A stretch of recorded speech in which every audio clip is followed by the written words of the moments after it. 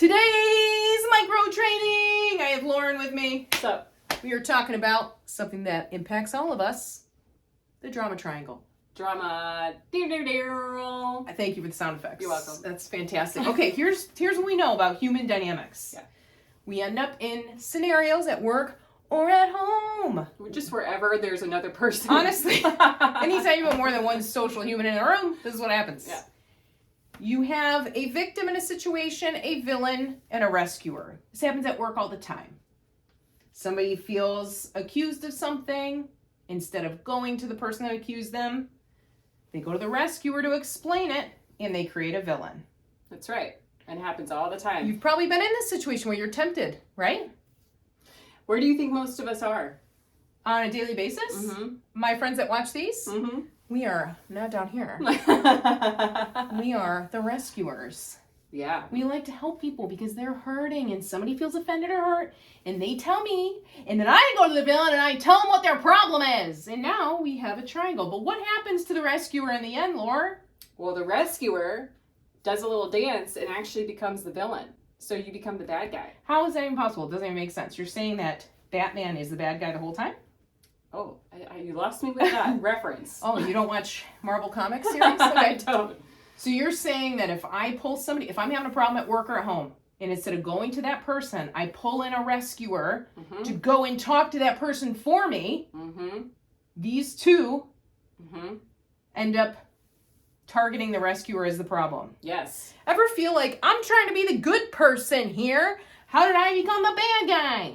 Well, in the rescuer, we think that typically a villain kicks it off or the victim kicks it off, but it's actually the rescuer that kicks off the drama triangle. Let's talk about how to not kick that drama triangle off, shall we? All right, thank you so much. It's very high tech. Very official.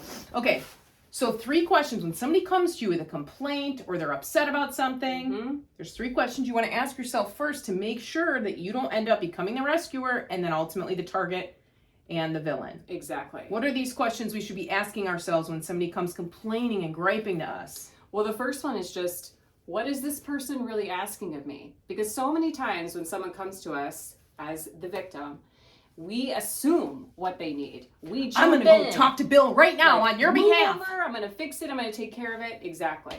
They might just want to vent, and then you can say, sounds like you have a lot to talk to Bill about. That's right.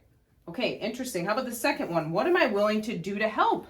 Well, and just because somebody comes to you and asks for something doesn't mean that you have to do it. So really getting clear, what am I willing to do to help? Compulsive helping Yes. is a problem. Yeah. Take a second, think, what am I really willing to do? That's right. Yeah. And then this third one, do I even have space to help?